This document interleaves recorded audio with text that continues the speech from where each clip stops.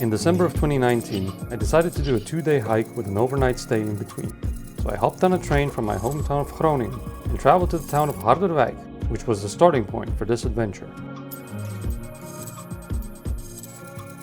The plan was to hike from Harderwijk to the next train station, which is located in the town of Nunspeet. The distance between these two is only about 18 kilometers, so I could have easily hiked it in one day.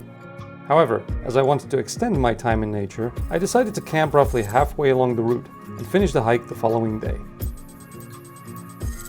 So, after arriving at the train station in Harderwijk, I made my way through the town to the edge of the woods, which is located by a Vondervalk hotel. A gate by the parking lot leads to a path in the woods, and it was here that my adventure began.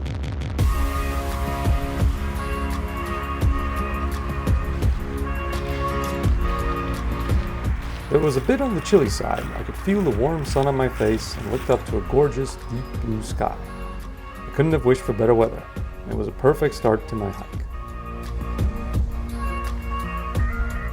The landscape and vegetation in this area are constantly changing, and I was fascinated by all the plant life along this particular path, apparently still flourishing, even as winter was upon it.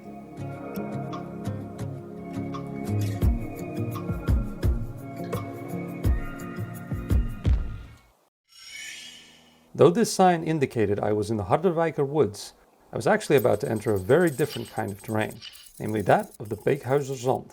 Beekhuizer Zand is a military training ground consisting mostly of sandy dunes. When not in use by the military, this area is open to the public. It is a unique landscape that is home to a variety of plants, birds, and insects. Traces of these creatures, as well as humans of course, could be found as soon as the path turned from soil to sand.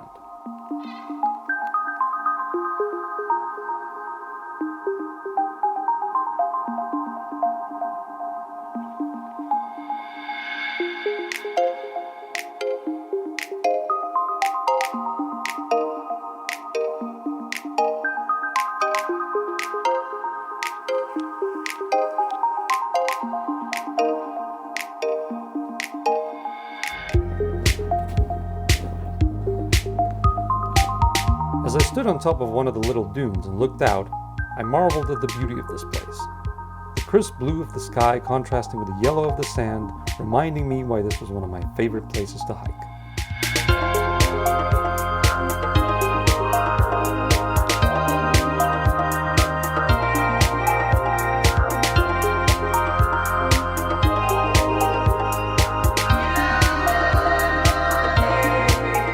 Following the tracks of some military vehicle, I made my way out of the Beekhuizer Zand and back into more common and familiar woodland.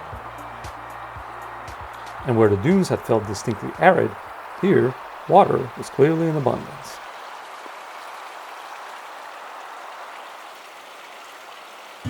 At this point it was visibly starting to get darker as the sun was setting, and pretty though this stream was, I needed to move on to find a campsite for the night.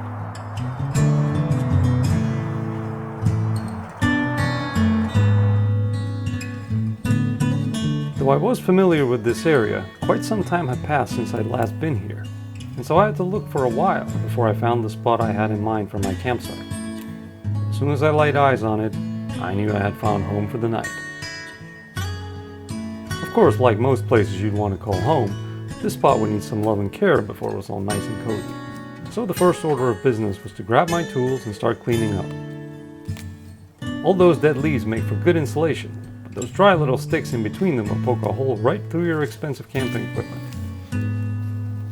Since the trees in my little spot were quite far apart, I had to improvise a way to hang up my tarp. A little bit of ingenuity and some elbow grease, and I was good to go. After that, it was just a matter of going through my normal routine of setting up my shelter. First the ground sheet, then the tarp,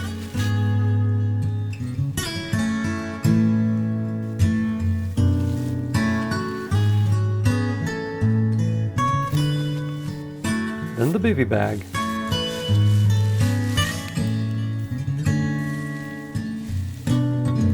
roll out the sleeping pad,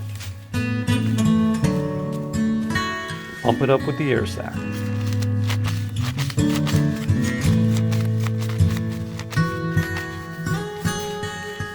And for the finishing touch, insert the sleeping bag. And just like that, I had my home away from home. With camp set up, I built a fire and sat down to cook some much-needed dinner and rest my weary bones.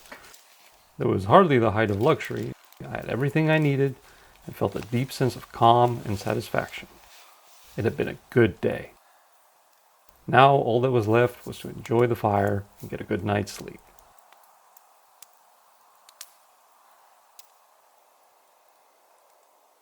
After a chilly night, I awoke to a calm and clear morning. I was surrounded by a peaceful silence, which was just as well because I am not a morning person.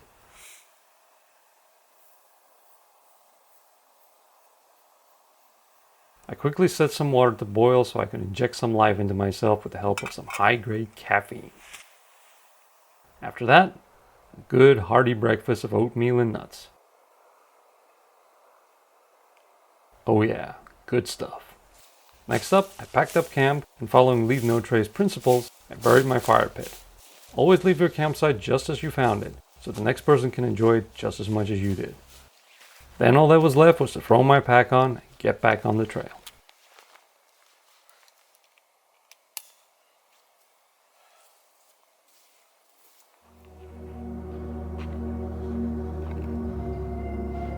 The morning light shining through the trees, broken by the morning mist, made the place look magical.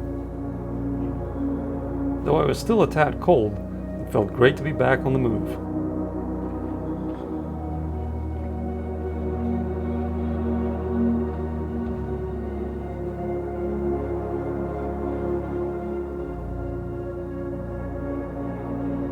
Because the temperature had dropped below freezing during the night, the landscape was now covered in a layer of frost and ice.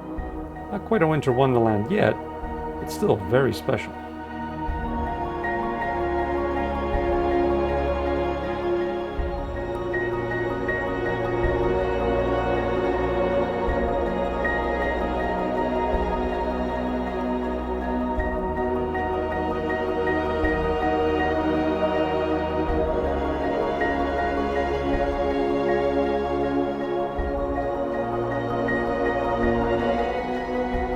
The trail changed from dunes to woodland and from brown to green every few minutes. Such diversity is not always common in Holland, which is why I appreciate it when I find it.